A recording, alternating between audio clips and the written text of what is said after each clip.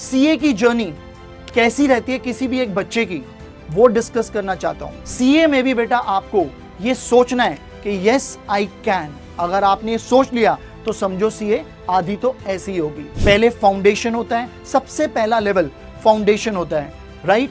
फिर उसके बाद इंटरमीडिएट, फिर आर्टिकलशिप, फिर फाइनल्स। रिया ने अपने कजिन से बात करी कि भैया मुझे भी आपके जैसा सीए बनना है, क्या क्या लेवल्स होते हैं सीए में, प्लीज गाइड करो ना। हाँ जी बच्चों, कैसे हो सारे? कौन आ गया भाई? ये नाम में क्या रखा है? काम की बात करते हैं बेटा, काम अच्छा होगा, नाम तो आप ढूंढ ही लोगे मेरा। अब बेटा आज मैं आप लोगों के सामने सीए की जर्नी कैसी रहती है किसी भी एक बच्चे की, वो डिस्कस करना चाहता हूं। बहुत बच्चों को कंफ्यूजन होती है कि सीए का कोर्स में क्या लेवल्स हैं, वो कैसे कैसे होगा। वो पूरा डिस्कशन एक स्टोरी के फॉर्म में बेटा आज हम करेंगे। कहते हैं ना, there is a important saying, और वो सेइंग क्या है? If you think you can, you are half done. अगर आप सोचते हो कि आप कर सकते हो तो आधा काम तो वैसे ही हो जाता है। सीए में भी बेटा आपको यह सोचना है कि यस आई कैन। अगर आपने ये सोच लिया तो समझो सीए आधी तो ऐसी ही होगी। झूठ बोल रहे हो सर, सीए तो बहुत मुश्किल होती है, हमने सुना है इतने मुश्किल मुश्किल लेवल्स होते हैं उसके अंदर। बेटा मैंने बोला ना, there is a important saying, कहावत है, अगर इसे पूरी करनी है तो मेहनत तो करनी पड़ेगी बेटा। ओके तो आज मैं आपको एक सीए जर्नी एक बच्ची कैसे पूरी करती है वो स्टोरी सुनाऊंगा, और इस बच्ची का नाम है रिया। और जो रिया है उसकी जर्नी फाउंडेशन से लेके मेंबरशिप तक। पहले फाउंडेशन होता है, सबसे पहला लेवल फाउंडेशन होता है, राइट। फिर उसके बाद इंटरमीडिएट, फिर आर्टिकलशिप, फिर फाइनल्स। 2025 ने सीए इंस्टीट्यूट ने बहुत से चेंजेस करे, उन चेंजेस को भी बेटा हम डिस्कस करेंगे। रिया जो है वो एक सीए एस्पिरेंट है। रिया का कजन सीए बन चुका है। तो सबसे पहले रिया ने अपने कजन से बात करी कि भैया मुझे भी आपके जैसा सीए बनना है, क्या क्या लेवल्स होते हैं सीए में, प्लीज गाइड करो ना। तो इसके कजन ने गाइड किया, सुनो रिया, 3 मेजर लेवल्स होते हैं। और वो 3 मेजर लेवल कौन से होते हैं? Foundation, intermediate and finals. ये 3 मेजर लेवल होते हैं और हर लेवल में अपने अपने चैलेंज हैं। अब फिर रिया को बताया गया, उसके कजन ने बताया कि लेवल 1 सीए फाउंडेशन होता है, ये एंट्री गेट होता है। इसके अंदर हम आफ्टर 12th फाउंडेशन करते हैं, राइट। इसके अंदर 4 पेपर्स होंगे, accountancy, business law, quantitative aptitude, business economics. ये पहला स्टेप होता है, ये पहली सीढ़ी है सीए की। तो this is the first step in CA world, right. दूसरा लेवल उसके कजन ने रिया को बताया, इंटरमीडिएट लेवल होता है। ये जो लेवल होता है ये थोड़ा सा डिफिकल्ट होता है। क्या होता है? थोड़ा सा डिफिकल्ट होता है। इसमें 2 ग्रुप्स होते हैं और 6 पेपर देने होते हैं। फिर उसके बाद उसके कजन ने बताया कि इंटरमीडिएट एग्जामिनेशन आप फाउंडेशन क्लियर करने के 8 महीने के बाद देते हो, और दोनों ग्रुप्स इकट्ठे भी दे सकते हो। और जैसे ही आप दोनों ग्रुप कंप्लीट कर दोगे तो अभी सीए इंस्टीट्यूट ने ट्रेनिंग मॉड्यूल चालू किया है, आईटी का और सॉफ्ट स्किल्स का। अब इतनी बातें जब पता चली तो रिया ने बोला, बस भैया, फाउंडेशन बता दिया आपने, इंटरमीडिएट बता दिया आपने, फाइनल और इसके आगे का मैंने नहीं जानना। अब मैं सीए करूंगी, मैंने ठान लिया। अब जब यहां तक पहुंचूंगी, क्योंकि आप मुझे बता रहे हो इंटरमीडिएट लेवल में ये होता है, मुझे कुछ समझ नहीं आ रहा क्योंकि मैंने अभी 12th क्लियर की है। तो इसीलिए आपने 2 लेवल बता दिए। लेवल 3 जब मैं पहुंचूंगी तभी करूंगी और तभी सुनूंगी। तो भैया ये 2 लेवल सुनने के बाद रिया को ये समझ आ गया कि जो सीए है स्टार्टिंग लेवल थोड़ा इजी है, 11-12 से लिंक है। आगे का लेवल जो है वो थोड़ा कॉम्प्लिकेटेड है। उसके आगे क्या लेवल होगा वो जानने से बेटर उसने ये ठाना कि मैं सीए करूंगी। अब रिया को उसके कजन ने एक बात और बताई, that is direct entry option. अब रिया जो है वो 12th क्लास पास आउट है, उसके 12th क्लास में 85% आए। अब बेटा 50% मिनिमम परसेंटेज होने चाहिए अगर आप फाउंडेशन करना चाहते हो। तो रिया के कितने परसेंटेज आए? 85%। वो 50% से ज्यादा है, तो जो रिया है वो फाउंडेशन का पेपर दे सकती है, अपने आप को रजिस्टर करा सकती है आईसीएआई के अंदर एज अ सीए स्टूडेंट। अब रिया को उसके कजन ने एक बात और बताई कि रिया, आप तो डायरेक्टली 12th के बाद 50% से ऊपर आपका स्कोर है तो आप फाउंडेशन दे सकते हो, पर कुछ बच्चे ऐसे होते हैं जो लाइफ के अंदर बीकॉम ऑनर्स कर रहे हैं, उनके पास अकाउंट्स एज अ सब्जेक्ट होना चाहिए।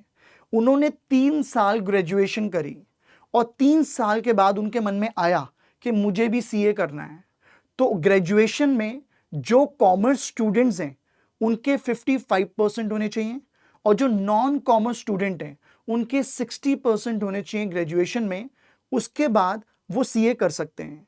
पर सीए ग्रेजुएशन वाले बच्चों को अगर सीए करनी है तो वो फाउंडेशन का पेपर नहीं देंगे, वो डायरेक्टली इंटरमीडिएट में माने जाएंगे। तो इसका मतलब क्या हुआ, एक तरीके से जो फाउंडेशन का कोर्स रिया क्लियर करेगी वो जो बच्चों ने ग्रेजुएशन के 3 साल क्लियर करें उसके बराबर है।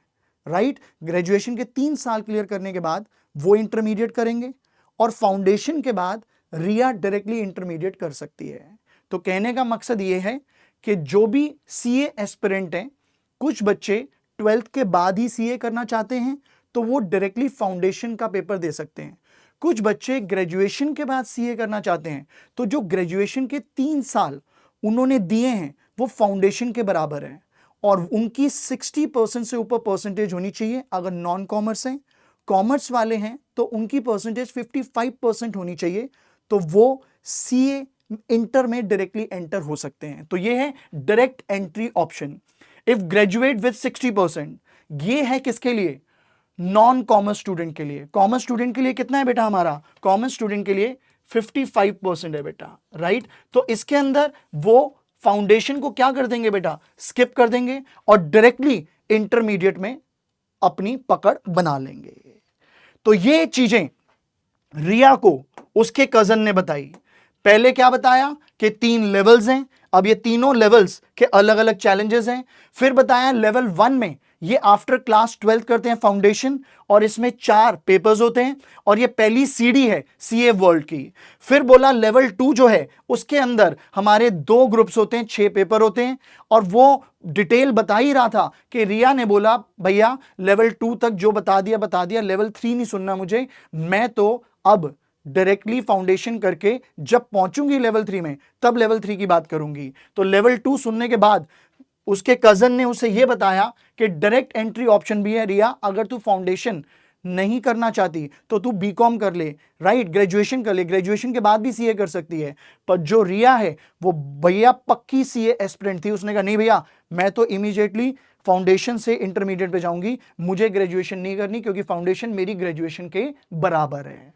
Right, okay. तो अब जो रिया है उसने डिसाइड कर लिया मैं सीए बनूंगी, मैं सीए बनूंगी, चाहे कितनी भी मुश्किल आ जाए मैं हार नहीं मानूंगी। अब ये बातें उसके कजन से हुई। अब जब कजन से हुई उसने मन बना लिया कि मुझे सीए बनना है।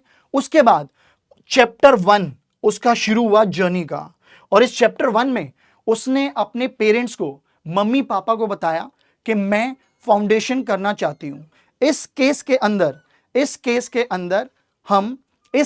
अंदर हम क्या करेंगे, अब फाउंडेशन के लिए क्या करेंगे, पहले आईसीएआई में आईसीएआई के अंदर अपना रजिस्ट्रेशन कराएंगे। अब चैप्टर शुरू हो गया तो गॉगल्स उतर जाने चाहिए, थोड़ी नजरों से नजरें भी मिला लें ताकि आंखें कैसी है मेरी आप देख पाओ। शुरू करते हैं। तो फाउंडेशन के अंदर पहला टेस्ट है। जैसी रिया ने अपने पेरेंट्स को बताया कि मैं सीए करना चाहती हूं तो उन दोनों ने रिया को सपोर्ट किया। बहुत अच्छा डिसीजन है बेटा। पापा जी ने बोला कि बेटा सीए एक रिस्पेक्टेबल प्रोफेशन है, हम तुम्हारे साथ हैं, आप मेहनत करो। तो सिया ने अपना रजिस्ट्रेशन ऑनलाइन करा लिया। राइट, अब रजिस्ट्रेशन करा लिया, अब प्रिपरेशन की बारी है। प्रिपरेशन के लिए आईसीएआई रजिस्ट्रेशन सक्सेसफुल हुआ तो जो रिया है अपने पापा से बात कर रही है कि पापा रजिस्ट्रेशन हो गया, अब मुझे एक अच्छा सा इंस्टीट्यूशन ज्वाइन करना है जहां फाउंडेशन की क्लास हो रही हो। तो भैया पापा ने कहा बेटा ठीक है, इंस्टीट्यूट अच्छे से चेक करना कौन सा बेटर है, किसका बेटर रिजल्ट है। पापा मैं रिसर्च कर रही हूं और रिसर्च में रिया ने पाया कि भैया super class PW super class foundation intermediate और फाइनल का कोर्स कराता है। फाउंडेशन के अंदर उसने अपना रजिस्ट्रेशन सुपर क्लास में कराने की कोशिश करी, और ऑब्वियसली जो पीडब्ल्यू है हमेशा से एक ही नारा है, पढ़ लो चाहे कहीं से, मंजिल मिलेगी यहीं से। तो इसीलिए रिया ने अपने डैड के साथ पूरा रिसर्च करके यह पता किया कि सुपर क्लास बाय फिजिक्स वाला जहां सीए की प्रिपरेशन होती है इज बेस्ट। तो जो रिया है वो बहुत एक्साइटेड थी, और एक्साइटमेंट में वो सुपर क्लास के ऑफिस में गई, बिल्डिंग में गई। वहां जाके फ्रंट डेस्क में एक सुपर क्लास का रिप्रेजेंटेटिव मिला। उन्होंने रिया को बोला आपने ये इंस्टीट्यूट ज्वाइन करके बहुत अच्छा किया है, और उन्होंने अपने आप को रिप्रेजेंट किया कि जो super class PW by PW है वहां पे कॉम्प्रिहेंसिव स्टडी होती है। आप सीए की कोचिंग यहां लोगे, कॉम्प्रिहेंसिव मतलब detailed study of each and everything. तो रिया बहुत अच्छा लगा रिया को, क्योंकि उससे वहां का एनवायरनमेंट बहुत पॉजिटिव मिला, राइट। फिर उसके बाद सुपर क्लास की क्लासेस चल रही थी। तो रिया जब क्लास में बैठी थी तो एक फैकल्टी ने पूरा समझाया कि सीए फाउंडेशन के अंदर हमारे 4 पेपर्स हैं। रिया को पता भी था क्योंकि उसके कजन ने बताया था, फिर भी उसे पता था कि 4 पेपर्स हैं। वो पेपर्स कौन से हैं बेटा? अकाउंटेंसी, लॉ, इकोनॉमिक्स में बिजनेस इकोनॉमिक्स है बेटा, एंड क्वांटिटेटिव एप्टीट्यूड। अब जब रिया ने देखा तो उसने कहा भाई इतना सिलेबस है, टाइम मैनेजमेंट करना पड़ेगा, राइट। एक्चुअल में आप लोग भी ऐसा ही फील करोगे, तो जस्ट फील इट कि ये सिचुएशन तुम्हारे साथ भी आने वाली है। तो टाइम मैनेजमेंट सबसे इंपॉर्टेंट फैक्टर है। अब बेटा मैं कुछ बातें बताना चाहूंगा आपको। जो कोर्स का ओवरव्यू है वो क्या है? कोर्स ओवरव्यू ये है, जो भी मैंने अभी बताया उससे मैं बिल्कुल क्रक्स में बताना चाहूंगा। When you clear 12th class, आप 12वीं कक्षा को क्लियर करते हो, चाहे आप साइंस स्ट्रीम के हो, चाहे आप कॉमर्स स्ट्रीम के हो, चाहे आप आर्ट्स स्ट्रीम के हो। अब मैंने कॉमर्स लिखा पहले because I love commerce, right, I love commerce. तो we can say that commerce best है, and opportunity cost of commerce is science and art. समझ गए बेटा? पक्का? ओके। तो मैंने क्या बोला बेटा? कॉमर्स, साइंस, आर्ट्स, कोई भी स्ट्रीम हो बेटा, मिनिमम परसेंटेज 50% आनी चाहिए। आपने साइंस लिए 11th-12th में, आपने ह्यूमैनिटीज आर्ट्स लिए, आपने कॉमर्स लिए, मिनिमम परसेंटेज कितना है? 50% होना चाहिए। अगर आप 50% से ऊपर हो तो आप फाउंडेशन के कोर्स के लिए एलिजिबल हो। फिर उसके बाद बेटा सीए फाउंडेशन के अंदर हमारे 4 पेपर्स होते हैं, जैसा कि मैंने बताया, accountancy, business law, quantitative aptitude and business economics. ये जो चारों पेपर्स हैं ये बेटा 100 मार्क्स के होते हैं। कितने मार्क्स के होते हैं? 100 मार्क्स के। Paper number 1, this is paper number 1, paper number 1 and paper number 2। ये पेपर नंबर 1 है बेटा, ये पेपर नंबर 2 है। 1 और 2 जो है, ऑफ कोर्स मैंने बोला ये 100 मार्क्स के हैं, पर ये दोनों पेपर सब्जेक्टिव पेपर होते हैं। इसमें 3 घंटे का टाइम आपको मिलता है पेपर को करने के लिए, और 15 मिनट का रीडिंग टाइम भी मिलता है, जैसे बोर्ड्स में मिलता है ना कि बिफोर पेपर आपको 15 मिनट्स रीडिंग टाइम मिलता है। तो ये जो 2 पेपर्स हैं अकाउंटेंसी और बिजनेस लॉ के, वो सब्जेक्टिव पेपर हैं, और 3 आवर पेपर हैं जिसमें 15 मिनट्स रीडिंग टाइम मिलता है। इसमें नो नेगेटिव मार्किंग, अगर आपने कुछ गलत कर भी दिया तो आपकी मार्किंग नेगेटिव नहीं होगी, राइट। तो ये हो गया अकाउंटेंसी एंड बिजनेस लॉ। ऐसे ही मेरे बच्चों क्वांटिटेटिव एप्टीट्यूड और जो बिजनेस इकोनॉमिक्स है वो भी 100 मार्क्स के, राइट। ये ऑब्जेक्टिव टाइप होते हैं। ऑब्जेक्टिव टाइप का मतलब क्या है? MCQ, multiple choice question. आपने 11th-12th में एमसीक्यूज के अंदर association reason, statement based questions ये सब देखे हैं ना बेटा। ऐसे क्वेश्चंस आपको इन दोनों सब्जेक्ट्स में मिलेंगे। क्वांटिटेटिव एप्टीट्यूड, बिजनेस इकोनॉमिक्स हमारा एमसीक्यू बेस्ड टेस्ट होगा, और इसमें 2 घंटे मिलते हैं।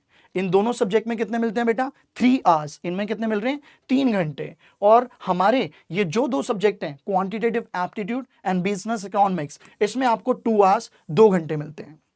इसके अंदर नेगेटिव मार्किंग होती है, मार्किंग होती है। इसके अंदर हमारी नेगेटिव मार्किंग होती है। कहने का मतलब क्या है? हमने बोला अकाउंटिंग बिजनेस लॉ में हमें नेगेटिव मार्किंग नहीं होती, राइट, सब्जेक्टिव बेस्ड है।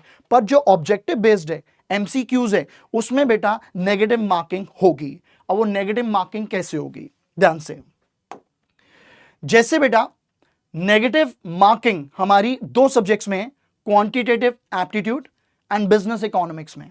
अब बेटा करेक्ट आंसर के आपको 1 मार्क्स मिलेंगे। अगर आपने करेक्ट आंसर किया 1 मार्क रिवॉर्ड होगा। अगर आपने इनकरेक्ट आंसर दिया 0.25 मार्क्स आपके कटेंगे। अब मेरे बच्चों एक एग्जांपल लेते हैं। जैसे 100 क्वेश्चंस आए बिजनेस इकोनॉमिक्स के अंदर, 100 में से 90 क्वेश्चंस आपके करेक्ट थे, 10 क्वेश्चंस आपके इनकरेक्ट थे। अब बेटा 90 करेक्ट थे तो 90 इंटू 1, 90 मार्क्स आपको मिल गए। 10 इनकरेक्ट थे और इनकरेक्ट के 0.25 मार्क्स कटेंगे, तो कितने मार्क्स कटे? 2.5, 2.5 नंबर आपके कटे माइनस में। तो नेट में आपके कितने मार्क्स हुए? 90 माइनस 2.5, 87.5 आए आपके बिजनेस इकोनॉमिक्स में। ये है नेगेटिव मार्किंग का फंडा। क्या है ये? नेगेटिव मार्किंग का फंडा, कि आपकी नेगेटिव मार्किंग होगी अगर आपने रॉन्ग क्वेश्चन अटेम्प्ट किया। तो मैंने क्या बोला बेटा? मैंने आपसे ये बोला कि हमारे 4 पेपर्स होते हैं, चारों पेपर्स 100 मार्क्स के होते हैं। चारों पेपर्स कितने मार्क्स के होते हैं बेटा? 100 मार्क्स के। तो चारों पेपर्स हमारे 100 मार्क्स के हैं। अगर बेटा चारों पेपर 100 मार्क्स के हैं तो इन टोटल 400 नंबर हो गए। इन टोटल कितने हो गए बेटा? 400 मार्क्स हो गए। ठीक है, तो 400 मार्क्स का पेपर है। अब 400 नंबर का पेपर है। हर पेपर में 40 मार्क्स आने जरूरी हैं। 40 मार्क्स हर पेपर में आने जरूरी हैं। Accountancy, business law, quantitative aptitude और बिजनेस इकोनॉमिक्स, हर पेपर में हमारे 40 मार्क्स आने जरूरी हैं। ठीक है बेटा, अब 40 मार्क्स आने जरूरी हैं तो मैं यहां पे समझाता हूं बेटा, आपको जरा ध्यान से समझो।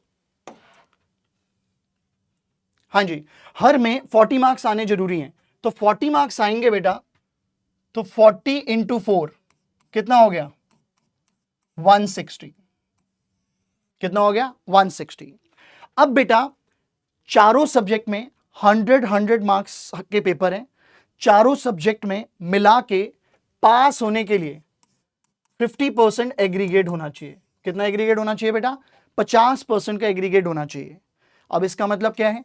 अगर आपके हर सब्जेक्ट में 40 नंबर आए तो आप सब्जेक्ट वाइज तो पास हो गए, पर बेटा आप एग्रीगेट वाइज पास नहीं हुए, क्योंकि फाउंडेशन में क्लियर होने के लिए 50% मार्क्स चाहिए।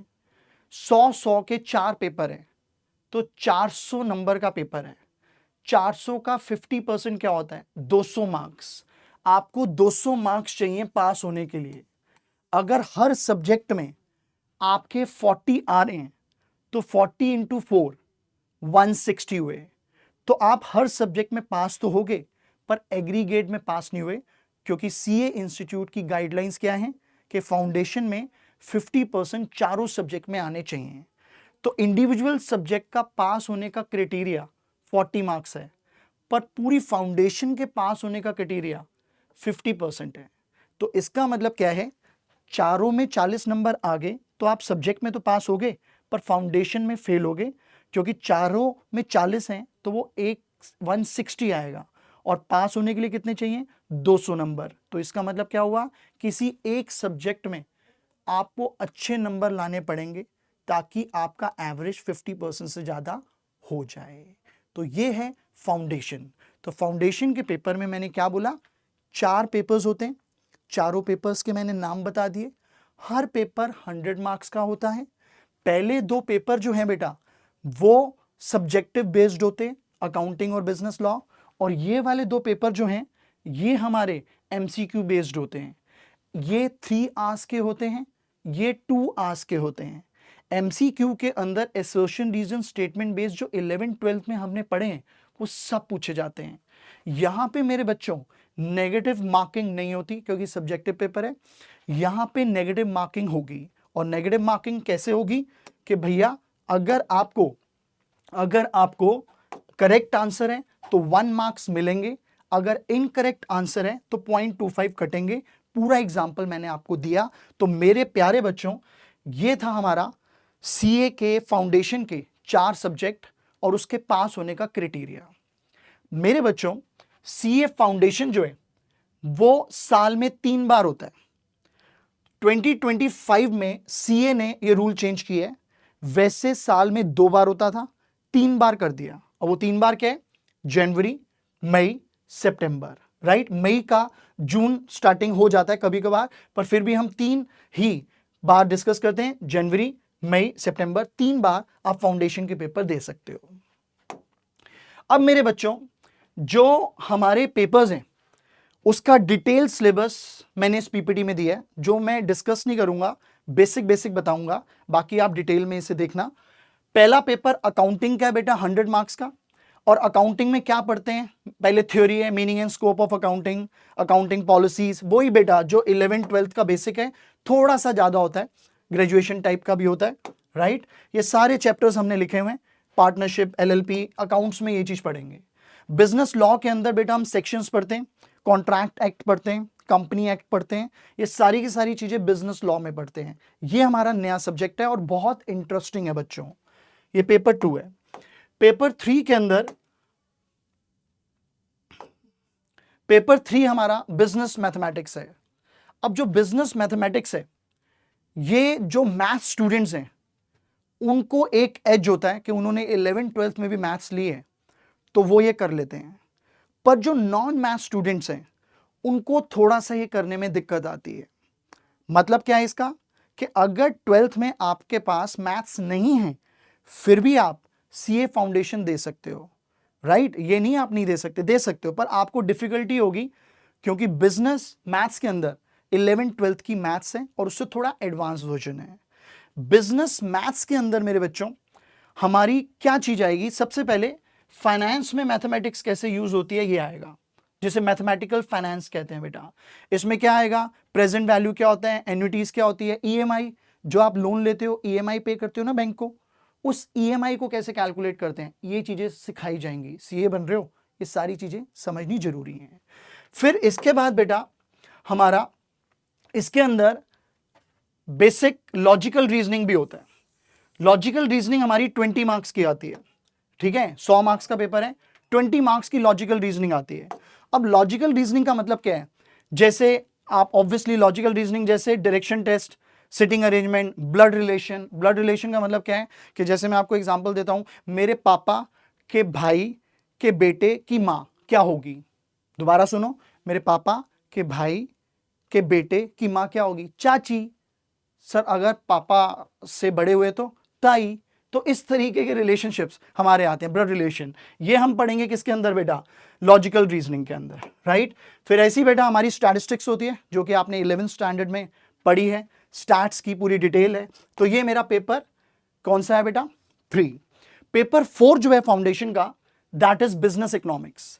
बिजनेस इकोनॉमिक्स के अंदर भी 11th 12th की हमारी इकोनॉमिक्स है, राइट। थोड़ा सा बीकॉम लेवल का भी है। अब बीकॉम लेवल का थोड़ा सा है, क्यों है सर, तभी तो मैंने बोला foundation is equal to graduation. CA की दुनिया में foundation is equal to graduation. Foundation के बाद आप इंटरमीडिएट में जा रहे हो, और जो बच्चे फाउंडेशन 12th के बाद सीए नहीं करते उन्हें 3 साल ग्रेजुएशन करनी होती है, फिर वो इंटरमीडिएट देते हैं। तो कहने का मतलब क्या है, कि अगर आप फाउंडेशन कर रहे हो तो उसमें ग्रेजुएशन वाले थोड़े थोड़े टॉपिक करने पड़ेंगे, तभी तो आपको ग्रेजुएट माना जाएगा सीए का।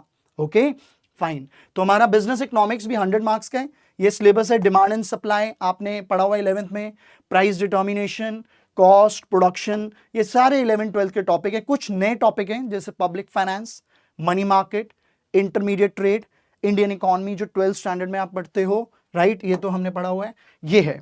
तो ये मैंने सिलेबस का ओवरव्यू भी बेटा आपको दे दिया। अब रिया ने रजिस्ट्रेशन करा लिया। अब रिया ने रजिस्ट्रेशन करा लिया, अब उसने क्या किया, 6 महीने लिए फाउंडेशन के पेपर को देने के लिए। टाइम टेबल बना लिया उसने, पूरा एग्जाम का पैटर्न लिख लिया, क्या है क्या नहीं है।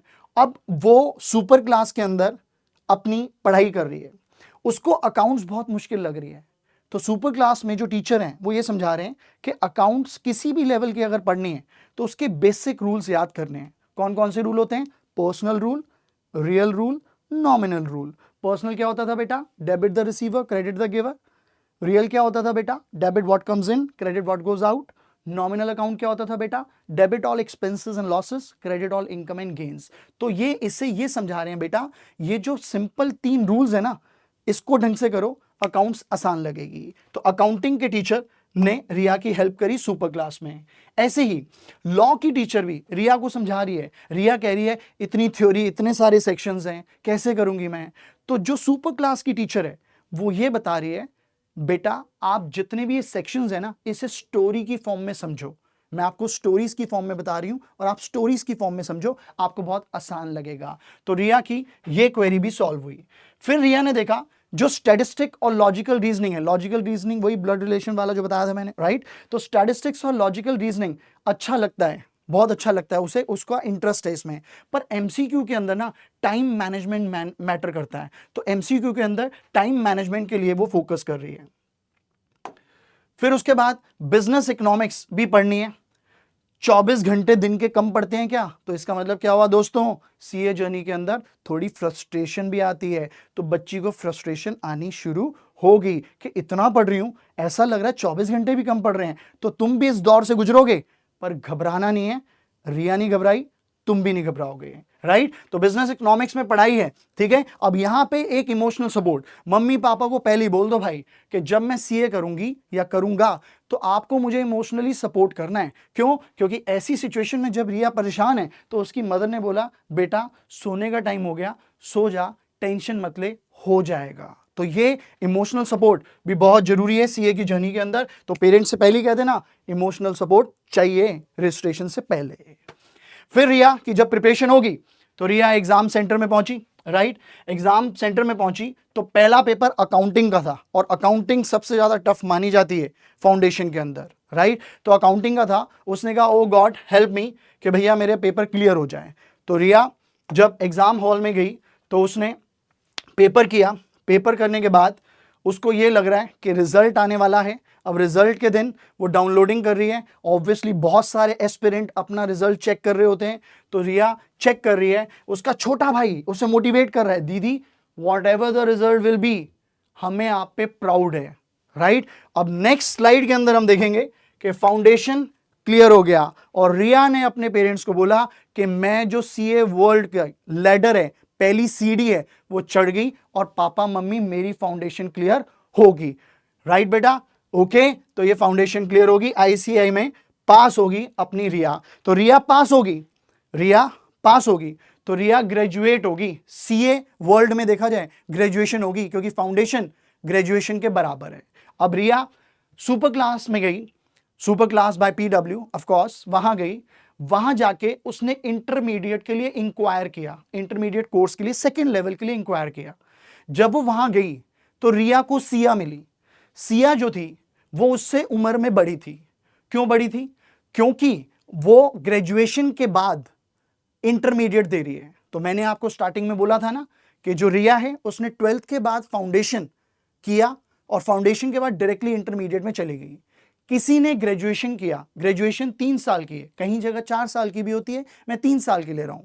दिल्ली यूनिवर्सिटी में ग्रेजुएशन 3 साल की है, लेट इट सपोज। अब 3 साल सिया ने ग्रेजुएशन करी और ग्रेजुएशन में सिया जो है उसके 55% से ऊपर आए, वो कॉमर्स स्टूडेंट थी, 55% से ऊपर आए। तो हमारे आईसीआई इंस्टीट्यूट की एक कंडीशन है कि अगर आपने ग्रेजुएशन करी है और आप 55% से ऊपर हो, कॉमर्स स्टूडेंट हो और 55% से ऊपर हो, तो आप इंटर दे सकते हो, इंटरमीडिएट लेवल दे सकते हो। और जो नॉन कॉमर्स बैकग्राउंड के हैं वो 60% से ऊपर होने चाहिए, तो वो इंटर का पेपर दे सकते हैं। तो जो रिया है उसे सिया मिली, और जो सिया है उसने बीकॉम किया था, और बीकॉम के बाद वो इंटरमीडिएट में आई और इंटरमीडिएट के अंदर सुपर क्लास में अपना एडमिशन कराया। सेम फाउंडेशन के बाद रिया ने अपना एडमिशन कराया, राइट बेटा। अब ये दोबारा इंटरमीडिएट में क्यों आए? दोबारा से इंटरमीडिएट में आए क्यों? वही वाली बात बेटा, दोहराना है हमने, पढ़ लो चाहे कहीं से, मंजिल मिलेगी यहीं से, ओके। और यही मतलब सुपर क्लास। अब बेटा फाउंडेशन कंप्लीट हुई, पर फाउंडेशन तो अभी ट्रेलर था बेटा, पिक्चर अभी बाकी है। और वो पिक्चर किसकी बाकी है बेटा? इंटरमीडिएट की, राइट बेटा। Okay okay. अब मैंने क्या बताया, फाउंडेशन में पहली सीढ़ी फाउंडेशन है। फाउंडेशन में 4 पेपर्स होते हैं, फाउंडेशन में 4 पेपर्स होते हैं। आपकी फाउंडेशन क्लियर होगी, उसके 8 महीने के बाद, 8 मंथ्स के बाद इंटरमीडिएट का पेपर देते हो। ऑफ कोर्स सी बात है बेटा, 2 ग्रुप्स होते हैं इंटरमीडिएट के अंदर, 2 ग्रुप्स होते हैं, 6 पेपर्स होते हैं इंटरमीडिएट में, 2 ग्रुप होते हैं, ग्रुप 1 ग्रुप 2, और दोनों ग्रुप्स के अंदर 3-3 पेपर्स होते हैं, दोनों ग्रुप के अंदर 3-3 पेपर्स होते हैं। तो बेटा मैंने फ्लो चार्ट बनाया है ताकि अभी तक मैंने जितना बताया उसको मैं आगे लिंक कर सकूं। क्या बताया मैंने? फाउंडेशन है, 4 पेपर्स होते हैं, अभी हमने डिस्कस करें, ये स्टेप 1 है। फाउंडेशन का पेपर देने के बाद, क्लियर होने के बाद 8 महीने आप तैयारी करते हो इंटरमीडिएट की। इंटरमीडिएट में 2 ग्रुप होते हैं, ग्रुप 1 ग्रुप 2, टोटल 6 पेपर्स होते हैं, राइट बेटा? 3 पेपर ग्रुप 1 में और 3 पेपर ग्रुप 2 में। अब ये इंटरमीडिएट की कहानी, ये हमारा चैप्टर 2 है। तो अब हम इंटरमीडिएट की कहानी चैप्टर 2 पे आएंगे, एंड चैप्टर 2 इज इंटरमीडिएट। अब भैया इंटरमीडिएट थोड़ी टफ है, तो स्टाइल नहीं मारते, गॉगल्स उतार लेते हैं, शराफत में आ जाते हैं और इंटरमीडिएट शुरू करते हैं, राइट? रिया की जर्नी इंटरमीडिएट की, एज आई टोल्ड यू कि जो इंटरमीडिएट है उसमें 6 पेपर हैं बेटा, 2 ग्रुप्स हैं बेटा, और दोनों ग्रुप में 3-3 पेपर्स हैं। क्या हैं? 3-3 पेपर्स। अब मेरे बच्चों, पेपर्स कौन कौन से? ध्यान से, जो इंटरमीडिएट है वो 2 ग्रुप्स में डिवाइडेड है, ठीक है? ईच हैविंग 3 पेपर्स, दोनों में 3 पेपर्स हैं। ग्रुप 1 में बेटा जो 3 पेपर्स हैं वो क्या हैं? Advance accounting, corporate and other laws, taxation. Taxation सबसे मुश्किल माना जाता है। दूसरा, ग्रुप 2 के अंदर हमारा cost and management accounting, auditing and ethics, financial management and strategic management में। ऑब्वियसली आप सीए एस्पिरेंट हो, अभी सोच रहे हो सीए करनी है, तो इनकी डिटेल सिलेबस की आप साइट पे देख सकते हैं, मैंने बताई नहीं है क्योंकि पहले फाउंडेशन क्लियर करें, इसका बेस बता रहा हूं बस, ताकि आप जर्नी में बोर ना हो। अब बेटा ग्रुप 1 ग्रुप 2 2 है, राइट? अब जो ध्यान से जो रिया है उसने कहा भैया फाउंडेशन तो एक वार्म अप था, जिम करते हैं ना, यू नो ना, जिम करते हैं, पहले वार्म अप करते हैं, वार्म अप करने के बाद फिर आते हैं मैदान में। तो जो मैदान है ना वो इंटरमीडिएट से शुरू होता है, सीए जर्नी का। कहां से शुरू होता है? इंटरमीडिएट से। तो मेरे बच्चों फाउंडेशन तो बस वार्म अप है, अब असली गेम शुरू हुई है इंटरमीडिएट के अंदर। ये बात रिया को समझ आ गई, डरी हुई है, तो भैया तुम भी अगर जब सीए करोगे थोड़ा सा डरोगे, चलता है, सबके साथ होता है, तुम्हारे साथ भी होगा, कोई बात नहीं, मूव ऑन, आगे बढ़े।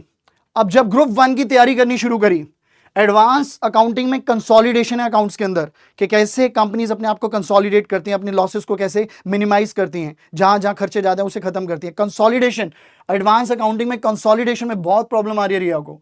कॉर्पोरेट लॉ के अंदर एक्ट इतने सारे हैं, समझ नहीं आ रहा, और जो टैक्स है, बाप रे बाप, टैक्सेशन तो बड़ा ही खतरनाक है। तो बच्ची बड़ी परेशान हो रही है। अब बच्ची परेशान हो रही है, इसको पता है सेम क्राइटेरियन है, इसके अंदर भी 6 पेपर्स हैं, ठीक है? ग्रुप 1 में 3 पेपर हैं, इसमें भी सेम फंडा है फाउंडेशन वाला। एवरेज में 50% होने चाहिए, और पास होने के लिए हर सब्जेक्ट में 40 नंबर होने चाहिए। बस फर्क क्या है?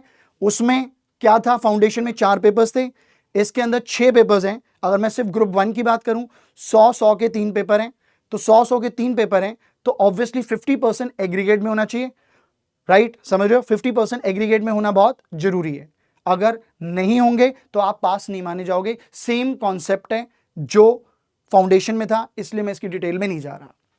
अब बेटा इसने पासिंग क्राइटेरियन पता चल गया, 40 होने चाहिए 100 में से, और ईच ग्रुप में 50% होने चाहिए। अब बेटा एक चीज होती है एग्जेम्पशन। एग्जेम्पशन क्या होता है वो मैं अभी बताऊंगा।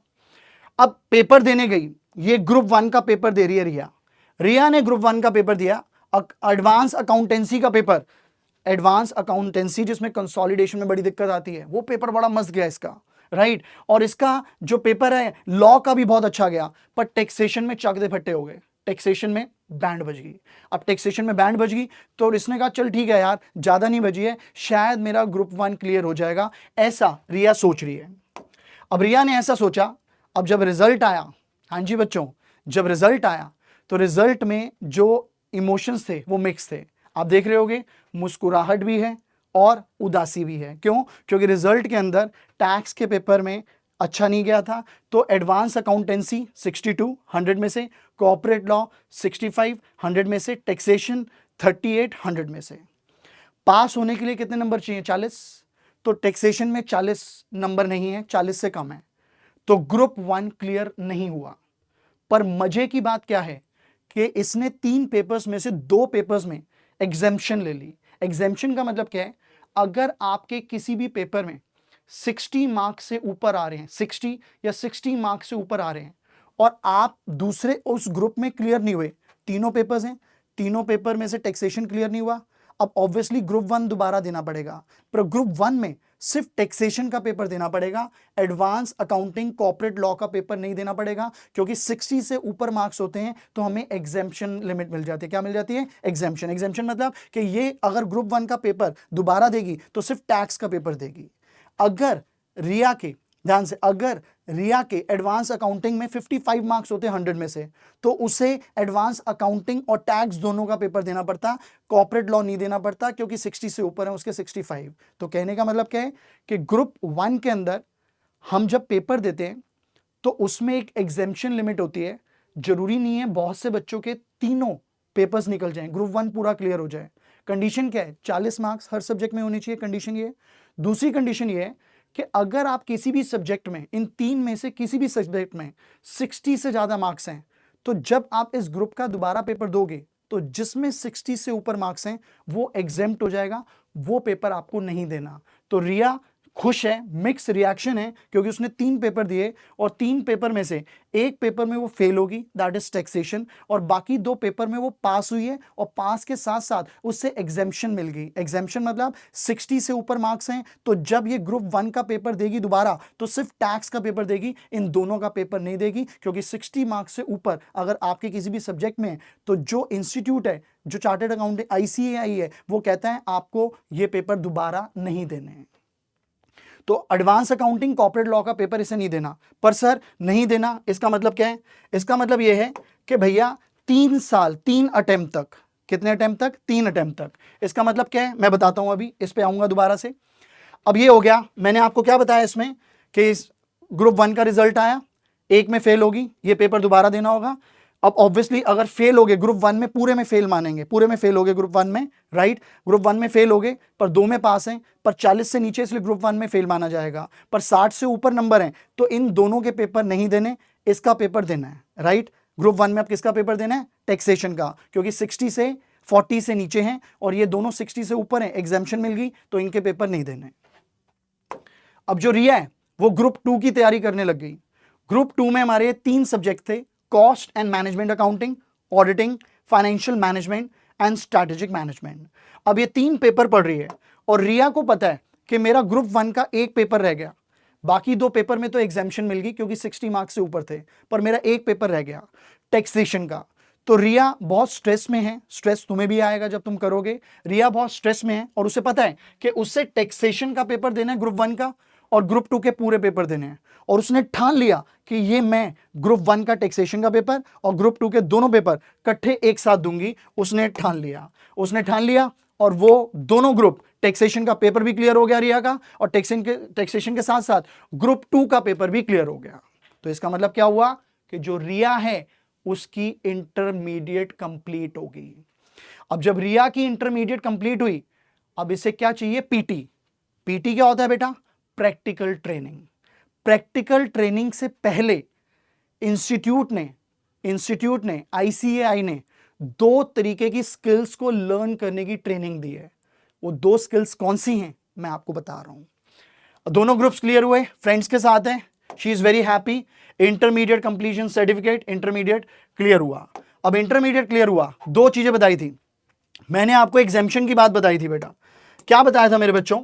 मैंने बोला था अगर आपके 60 या 60 से ज्यादा पास आ रहे हैं और आप फेल हो गए ग्रुप में, ठीक है, फेल क्यों हो गए ग्रुप में? जैसे टैक्स में 100 में से 38 थे, 40 से नीचे थे, राइट? तो फेल माना जाता है। तो ग्रुप 1 में आप फेल हो गए और जिस सब्जेक्ट में 60 या 60 से ज्यादा आए, आप उसका पेपर दोबारा नहीं दोगे।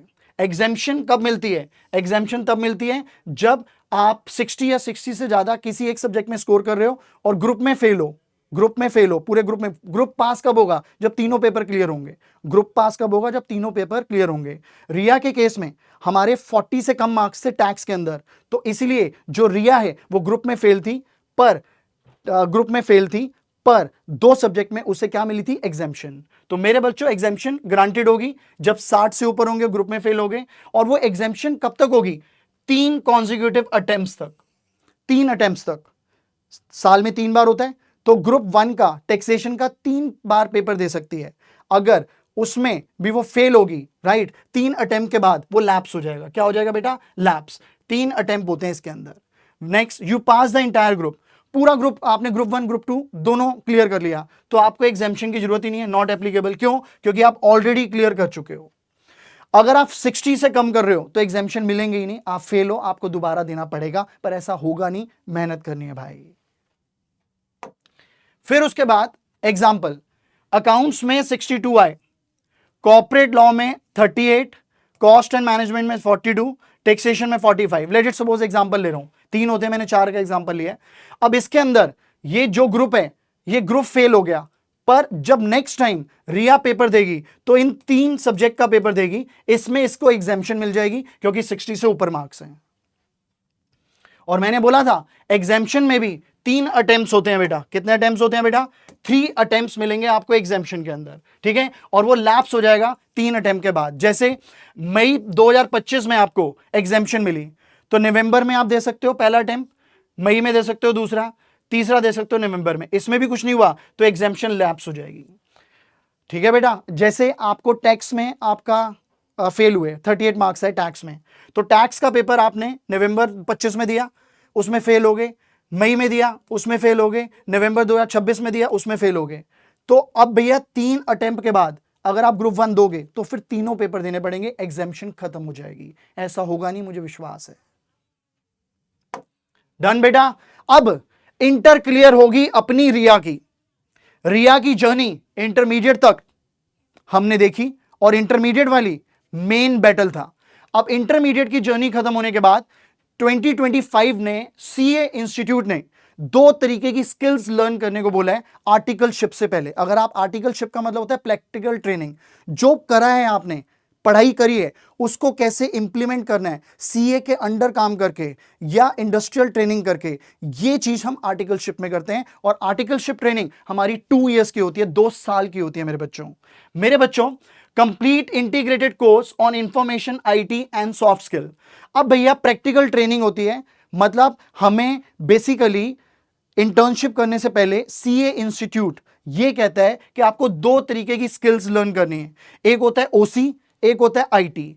ओसी का मतलब होता है ओरिएंटेशन कोर्स, ये होती है सॉफ्ट स्किल्स, बातचीत कैसे करनी है। एक होती है आईटी, आईटी मतलब इंफॉर्मेशन टेक्नोलॉजी, ठीक है, कंप्यूटर।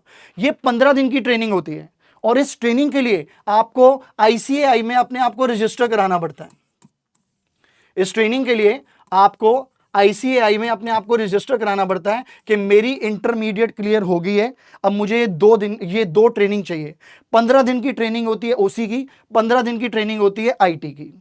ये जो ट्रेनिंग है, जितने भी सीए इंस्टीट्यूट्स हैं जहां, ये वहां पे होती है। मॉर्निंग इवनिंग 2 शिफ्ट होती है, ये दोनों शिफ्ट में जाके आपको ट्रेनिंग करनी पड़ती है, और ये मैंडेटरी है बेटा, राइट। तो हमें इंटरमीडिएट कंप्लीट करने के बाद आर्टिकलशिप नहीं होती, इंटरमीडिएट कंप्लीट करने के बाद 15 दिन की 2 तरीके की ट्रेनिंग, जिसे हम ओसी और आईटी कहते हैं। ओसी ओरिएंटल कोर्स, राइट, 15 दिन की होती है, और ये भी 15 दिन की होती है, राइट। इसमें कोई पेपर नहीं होता, ओसी में कोई पेपर नहीं होता, पर आईटी के अंदर ना 4 पेपर्स होते हैं।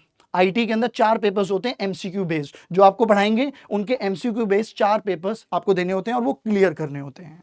तो एक नई चीज है कि भैया इंटरमीडिएट के बाद आपको ये 2 ट्रेनिंग करनी है। कहां करनी है? सीए इंस्टीट्यूट, जहां जहां आईसीएआई के सेंटर्स हैं वहां जाके आपको रजिस्टर कराना पड़ता है ऑनलाइन। इसमें मॉर्निंग इवनिंग 2 शिफ्ट होती हैं, और ये 15 दिन की ट्रेनिंग्स होती हैं, और ये दोनों दिन 30 दिन हो गए, 15 दिन इसकी, 15 दिन इसकी, 30 दिन हो गए। तो ये आपको ट्रेनिंग लेनी जरूरी है। किसके बाद? इंटरमीडिएट के बाद। अब इंटरमीडिएट के बाद ट्रेनिंग ली, जैसे आईटी ट्रेनिंग है। अब आईटी ट्रेनिंग है कि भैया, अब जब रिया आईटी ट्रेनिंग करके आई तो रिया के उसके बॉस ने बोला कि यार सॉफ्टवेयर बहुत जल्दी सीख लिया आपने, राइट। तो इसने कहा ऑफिस में मैं रेगुलर बेसिस पे यूज कर रही हूँ इस सॉफ्टवेयर को, राइट।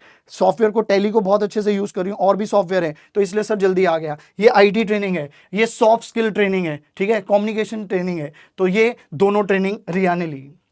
अब रिया ने पहले चैप्टर में फाउंडेशन क्लियर किया मेरे बच्चों, दूसरे चैप्टर के अंदर जो बैटल था इंटरमीडिएट का वो भी क्लियर किया।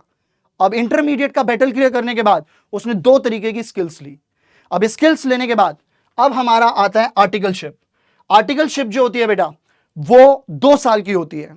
1 साल सीए के अंडर करनी होती है, जो प्रैक्टिशनर सीए है, जो इंस्टीट्यूट्स का मेंबर है, उसके अंडर करनी होती है।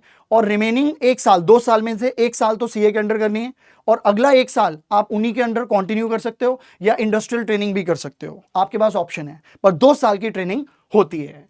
ठीक है, तो भैया जो रिया है वो इंटरव्यू देने गई, राइट? तो वहां पे जिसको इंटरव्यू दिया इंटर्नशिप के लिए, उन्होंने कहा आपके इंटरमीडिएट के कॉन्सेप्ट बहुत स्ट्रांग हैं, राइट, हम आपको सेलेक्ट करते हैं।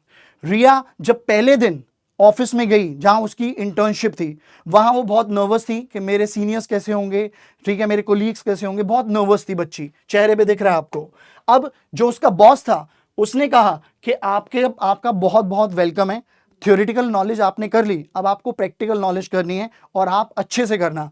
तो रिया ने क्या बोला, थैंक यू सर, मैं पूरी मेहनत करूंगी, थैंक यू सर, मैं पूरी मेहनत करूंगी और सीखूंगी।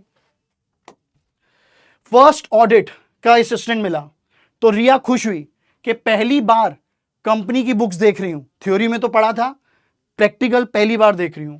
और जो इन्हें सिखा रहे हैं ऑडिटिंग, उन्होंने बोला ये लेजर बुक्स हैं, पढ़ा है ना आपने 11th में, ये लेजर बुक्स हैं, कोई डाउट हो तो मुझसे पूछ लेना। और रिया बहुत खुश हुई ये प्रैक्टिकल नॉलेज लेके। फिर उसके बाद 10 क्लाइंट्स हैं भैया, काम दिया रिया को घर के लिए कि मार्च का महीना आने वाला है, जनवरी है, 10 क्लाइंट्स हैं, सबकी टैक्स रिटर्न को फाइल करना है। तो पापा समझा रहे हैं बेटा होता है और मुझे पता है तुम हैंडल कर लोगी। तो इमोशनल सपोर्ट पापा की तरफ से भी आ रहा है। फिर उसके बाद क्लाइंट मीटिंग कॉन्फिडेंस, इसके अंदर रिया जो है थैंक यू कर रही है अपने क्लाइंट को, आपने टैक्स के कंप्लायंसेस पूरे करें, जीएसटी पे किया है, ये आपने बहुत अच्छी काम किया है। और इसके अंदर रिया की कौन सी स्किल्स दिख रही हैं, सॉफ्ट स्किल, याद है ना, कम्युनिकेशन स्किल, कि सर आपने पूरे कंप्लायंसेस पूरे करें, थैंक यू सो मच, आपने ऐसा किया है। ओके, फिर साइट ऑडिट। अब कभी कभार क्या होता है, जिस कंपनी में रिया इंटर्नशिप कर रही है वो अपने क्लाइंट्स के ऑफिस में ही बोलती है, क्योंकि साइट विजिट करनी होती है। फैक्ट्री में विजिट करा, अब वो फैक्ट्री में गया तो ये ऑनर है, कंपनी का क्लाइंट है, और उस कंपनी के अंदर ये क्या है, इंटर्न है, आर्टिकलशिप कर रही है। तो इसके पास गई क्लाइंट के पास, तो क्लाइंट ने बोला मैम ये सारा स्टॉक रजिस्टर है, आप सारे रिकॉर्ड चेक कर लो। रिया बहुत खुश हुई कि पहली बार मैं फैक्ट्री ऑडिट कर रही हूं। तो ये एक्सपीरियंस भी इंटर्नशिप में मिलता है, आर्टिकलशिप में मिलता है। फिर उसके बाद रिया इतनी मेहनत करने के बाद 9 घंटे ऑफिस, 2 घंटे का ट्रेवल टाइम, फिर उसके बाद उसे पढ़ाई करना बहुत मुश्किल है, फाइनल के लिए पढ़ाई करना।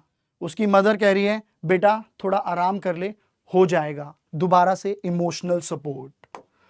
अब उसके बाद भैया जब रिया इतनी ट्रेंड होगी तो रिया को सीनियर आर्टिकल असिस्टेंट बनाया, क्योंकि रिया ने सारी ट्रेनिंग ले ली।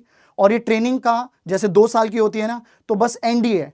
अब रिया इतना सीख गई कि रिया को क्या किया, स्मॉल ऑडिट टीम दी, और रिया इनको समझा रही है कि काम कैसे करना है। तो ये भी एक आर्टिकलशिप का पार्ट है। रिया तुम्हारी ट्रेनिंग कंप्लीट हुई, अब रिया को आर्टिकलशिप का कंप्लीशन सर्टिफिकेट मिल गया। रिया की आंखों में आंसू आए कि मैंने आर्टिकलशिप पूरी कर ली है, मेरी सीए की फाइनल की जर्नी शुरू होने वाली है। पर फाइनल जर्नी शुरू होने से पहले सीए इंस्टीट्यूट ने 2025 में 2 चीजें और करी। आपको याद है आर्टिकलशिप से पहले हमने आईटी ओसी शुरू करा था। आईटी का मतलब क्या था, हमें स्किल्स लेनी थी आईटी की और ओरिएंटेशन की। अब एक और स्किल्स, जब हमारी आर्टिकलशिप खत्म होती है उसके बाद हमें एडवांस ओसी और एडवांस आईटी करना है। ये भी 15 दिन की होती है, दोनों 15-15 दिन की होती हैं। और इसके लिए भी आपको सीए इंस्टीट्यूट में अपने आप को क्या कराना पड़ता है बेटा, रजिस्टर। क्या कराना पड़ेगा बेटा, रजिस्टर, राइट बेटा। और एडवांस आईटी के अंदर आपको पाइथन सिखाएंगे। क्या सिखाएंगे बेटा, पाइथन लैंग्वेज होती है वो सिखाएंगे। फिर उसके बाद ये होने के बाद एडवांस ओसी आईटी लेने के बाद 4 set of self parcel online module होते हैं, ये पेपर भी देने होते हैं। आपने क्या किया, आपने एडवांस ओसी एडवांस आईटी करा, फिर उसके बाद ना ये 4 पेपर भी देने होते हैं। इसके अंदर 4 सेट हैं, set A, set B, set C. Set A और सेट बी तो कंपलसरी है। सेट सी जो है उसमें 10 पेपर हैं, आप कोई भी एक चूज कर सकते हो। जो हमारा सेट सी है, डी है, उसके अंदर 4 पेपर हैं, आप कोई भी एक चूज कर सकते हो। तो बेटा जी आपने एडवांस ओसी आईटी ले लिया। एडवांस ओसी आईटी लेने के बाद फाइनल में फाइनल के पेपर देने से पहले आपको ये मॉड्यूल भी करने होते हैं, ये पेपर्स भी होते हैं। ये 4 सेट होते हैं, पहले 2 सेट कंपलसरी हैं, सेट सी और सेट डी में ऑप्शंस हैं। इसमें 10 पेपर हैं, कोई भी एक चूज करना है। इसके अंदर बेटा 4 पेपर हैं, कोई भी एक चूज करना है। ये पेपर आपको देना पड़ता है और इसकी वीडियोस सब्जेक्ट की ये इंस्टीट्यूट आपको देता है कि इसे कैसे पढ़ना है, और ये पेपर भी आपको क्लियर करने होते हैं। अब इतना सब कुछ करने के बाद chapter 4 final journey. Final journey, और फाइनल जर्नी क्या है बेटा? हमारी फाइनल रजिस्ट्रेशन किसकी? फाइनल्स के लिए। अब इसने कहा मैं दोनों ग्रुप इकट्ठे दूंगी इस बार, और जो फाइनल्स हैं उसमें भी इंटरमीडिएट की तरह हैं, 6 पेपर्स होते हैं, 2 ग्रुप्स होते हैं, ग्रुप 1 ग्रुप 2। ग्रुप 1 में जो पेपर्स हैं वो है financial reporting, advance financial management, advance auditing, and group 2 में direct tax loss, indirect tax loss, integrated business solution. Same वही इंटरमीडिएट वाला फंडा है, एग्जाम्पशन 60 से ऊपर मिलेगी और इन टोटल 40% हर सब्जेक्ट में होने चाहिए।